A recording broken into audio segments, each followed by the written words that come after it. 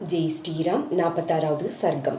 பேராற்றல் கொண்ட மாருதியால மந்திரி குமாரர்கள் கொல்லப்பட்டாங்க என்பதை தெரிந்த ராவணன் மனக்கலக்கத்தை அடக்கி கொண்டு அடுத்த நடவடிக்கையை மேற்கொள்றாங்க. வாயு வேகத்தில் போர் செய்பவரும் ஹனுமானை பிடிப்பதற்கு துடித்து கொண்டிருக்கிறவங்களும் வீரர்களும் யுத்த தந்திர வல்லுநர்களான விருபாஷன், யுபாசன், துர்தரன், பிரகசன், பாசகர்ணன் இந்த 5 படைத்தவர்களும் ஆணை பிறப்பிச்சாங்க. ராவணன், சேனாதிபதிகளே, நீங்க ஏராளமான 4 வகை படையுடன் போங்க.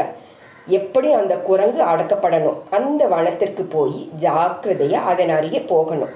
இடம் காலத்திற்கு தக்கபடியான காரியத்தை செய்யுங்க. நீங்க அதனுடைய செயல்பாடுகளை ஆலோசிச்சு பார்த்தீங்கன்னா அது ஒரு சாதாரண குரங்காக நான் என்னல.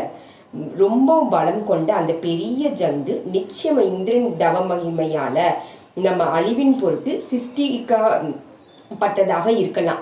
தேவர்களும் அசுரர்களும் மகரிஷிகள், நாகர்கள், யக்ஷர்கள், கந்தர்வர்கள் எல்லாருமே உங்கள் எல்லோருடைய ஒத்துழைப்பினாலும் என்னால் ஜெயிக்கப்பட்டிருக்காங்க. அதனால அவங்க நமக்கு கொஞ்சமாவது கெடுதல் செய்ய பார்ப்பாங்க. இதுல கொஞ்சமும் சந்தேகம் இல்லை. அதனால பொறுமையுடன் அதை அடக்கி கைப்பற்றுங்க. பயங்கரமான பராக்கிரமமுடைய அந்த குரங்க லேசா மதிப்பிட்டு விடாதீங்க. ரொம்பவும் பராக்கிரம் படைத்த வானர்களான வாலி சுக்ரீவர்களையும் பலசாலியான ஜாம்பவானையும் நான் முன்பே பார்த்திருக்கேன். சேனாதிபதியான நீலனையும் மற்றும் திவீவித்தன் முதலிய மற்ற குரங்களையும் பார்த்திருக்கேன். ஆனா அவங்களுக்கு இந்த விதமான வேகம், பயங்கரம், தேஜஸ், பராக்கிரமம், அறிவு, பலம், உற்சாகம் இல்லை. உருவமாற்றம் செய்யும் சக்தியும் இல்லை. குரங்கு வடிவத்தில் வந்திருக்கும் மாபெரும் சக்தின்னு இதனை தெரிந்து கொள்ளணும். நம்ம ரொம்ப பெருமுயற்சி செய்து இந்த பிராணியை அடக்கி காட்டுங்க. 3 உலகங்களிலும் உள்ள தேவர்கள், அசுரர்கள், மனிதர்கள், இந்திரர்கள் ஒன்றாக கூடி வந்தாலும் இந்த காலத்துல உங்கள் எதிர நிற்க முடியாது. என்றாலும் ராஜ நீதிப்படி போரில் வெற்றியை விரும்புகிறவங்க வெகு கவனமா தன்னை காப்பாற்றி கொள்ளணும். ஏன்னா போர் முடிவு என்பது நிச்சயம் இல்லாதது. இந்த தலைவரின் ஆணையை செவிமடுத்த பலசாலிகளான அவங்க எல்லாருமே நெருப்பு போல ஒளி வீசி கொண்டும் ரதங்கள், மதம் கொண்ட யானைகளும், வேகமா ஓடவல்ல குதிரைகளும், கூறிய பலவிதமான சஸ்திரங்களும் முதலியவற்றாலும் சேனைகளாலும் சூழப்பட்டு இருக்காங்க. அங்க ஒளி வீசி கொண்டிருந்த ஹனுமான அரக்க வீரர்கள் பார்க்குறாங்க. உதிக்கின்ற சூரியனை போல தன்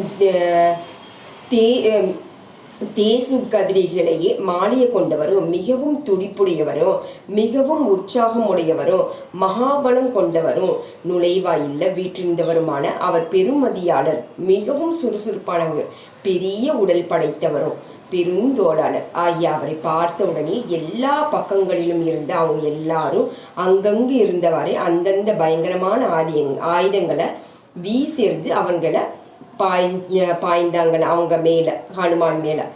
துர்தரனுடைய அம்புகள் இரும்பாலானது, கூர்மையானதான், பட்டை தீட்டப்பட்டதான், பொன்முகப்ப உடையதான்.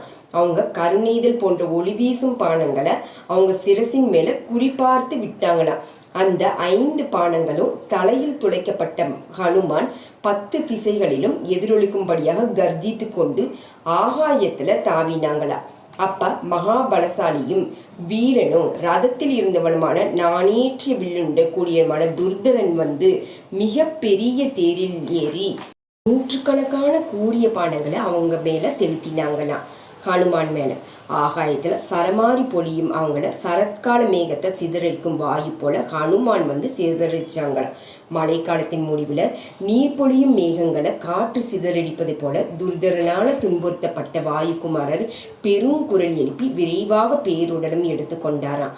அங்க உயிரை வெகு தூரம் சென்று பர்வதத்தின் மேல் விழும் இடி கூட்டத்தை போல துர்தரனுடைய தேரின் மேல வேகமா குதிச்சாங்களாம். உடனே ரதத்தின் ஏற்கால் முறிந்து விழுந்ததாம். 8 குதிரைகள் மாண்டு போனதாம். உயிரற்றவராக துர்தனும் தரையில் விழுந்தானா. அவங்க பூமியில விழுந்து விட்டதை பார்த்த பிறரால வெல்ல முடியாதவர்களும் எதிரிகளை அடைக்க உடையவர்களும் கோபம் கொண்டவர்களான விருபாசனும் யுபாசனும் அவங்க மேல பாஞ்சாங்களாம். அவங்க உடனே எம்பி குதிச்சு ஆகாயத்துல தாவினார். தோல் வலிமை பெற்றவரும் பலசாலியும் கருடனை போல பராக்கிரமம் கொண்டவரை முத்கரம் என்னும் ஆயுதத்தால் அவங்க அடித்ததும் அவர்களுடைய வேகத்தை காட்டிலும் அதிவேகத்தோடு மறுபடியும் பூமியில குதிச்சாங்களாம். அவங்க ஒரு பனைமரத்தை பெயரெடுத்து அந்த 2 ராட்சச வீரர்களையும் கொன்றாங்களாம். ஆற்றல் மிகுந்த வானரால அந்த 3 பேருமே கொல்லப்பட்டதை தெரிஞ்சு மிகவும் வேகமாக பிரகசன் ஹனுமானை தாக்கினாங்க. கோபம் கொண்ட பாஸ்கரனும் ஒரு சூலத்தால தாக்கினான். பெரும் புகழோடு வீற்றிருக்கும் வானோரோத்தமரை கூர்மையான நுண்ணுடைய பட்டா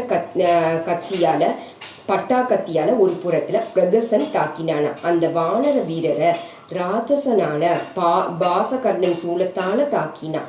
அவர்களால சரீரம் முழுவதும் காயப்படுத்தப்பட்டு இரத்தம் தோய்ந்த ரோமங்களுடன் இருந்த மாருதி கோபத்தால சிவந்த பாலசூரியனை போல தோற்றமளிச்சாங்களாம்.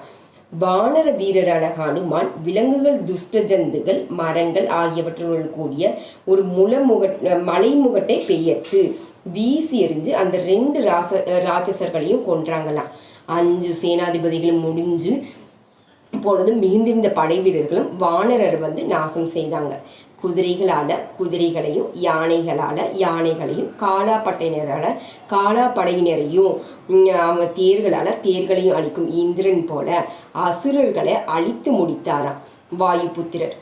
வீழ்த்தப்பட்ட யானை குதிரர்களும் ராட்சசர்களாலும் அச்சு முறிக்கப்பட்ட தேர்களாலும் அந்த பிரதேசத்தை சுற்றிலும் எல்லா வழிகளும் அடைப்பட்டு போயிருந்ததாம். வீரர்களான சேனாபதிகளை படை வீரர்களோடும் வாகனங்களோடும் போர்க்களத்துல வீழ்த்தி பிரளயகால காலனை போல விளங்கிய ஹனுமான் அந்த வாயிற்படியின் சமீபம் போய் சற்று இளைப்பாறினாங்களாம். ஸ்ரீமத் வால்மீகி ராமாயணம் சுந்தரகாண்டத்துல 40வது சர்க்கம் முடிவடைந்தது. ஜெய் சீதாராம்.